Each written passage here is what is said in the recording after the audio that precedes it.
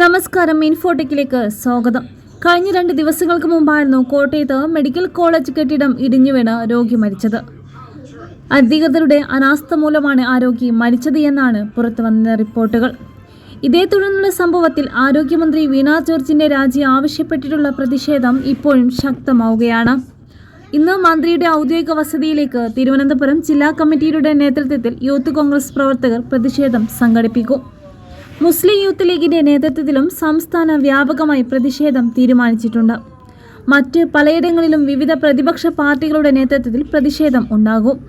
മന്ത്രി വീണ ജോർജ് രാജിവെക്കുന്നതുവരെ പ്രതിഷേധം തുടരാനാണ് പ്രതിപക്ഷത്തിന്റെ തീരുമാനം.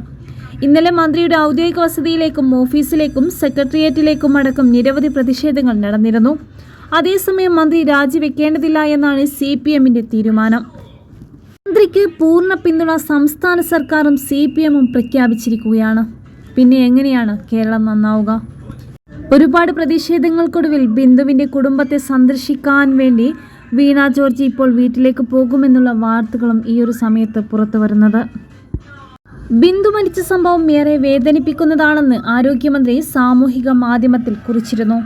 ആ കുടുംബത്തിന്റെ ദുഃഖം എന്റെയും ദുഃഖമാണ്. കുടുംബത്തിന്റെ ദുഃഖത്തിൽ പങ്കുചേരുകയും ആദരാഞ്ജലികൾ അർപ്പിക്കുകയും ചെയ്യുന്നു സർക്കാർ എന്ന് ബിന്ദുവിന്റെ കുടുംബത്തിന് വേണ്ടി കുറിപ്പിൽ വീണ ജോർജ് കുറിച്ചിരിക്കുന്നത്. ബിന്ദുവിന്റെ കുടുംബത്തിന് ധനസഹായം നൽകുന്നത് സംബന്ധിച്ചുള്ള റിപ്പോർട്ട് ഇന്ന് സർക്കാരിന് കൈമാറും. ജില്ലാ കളക്ടർ ജോൺ വി സാമുവൽ തയ്യാറാക്കിയ റിപ്പോർട്ടാണ് സമർപ്പിക്കുന്നത്. ഈ റിപ്പോർട്ടിന്റെ അടിസ്ഥാനത്തിലാക്കും ധനസഹായം പ്രഖ്യാപിക്കുന്നത്.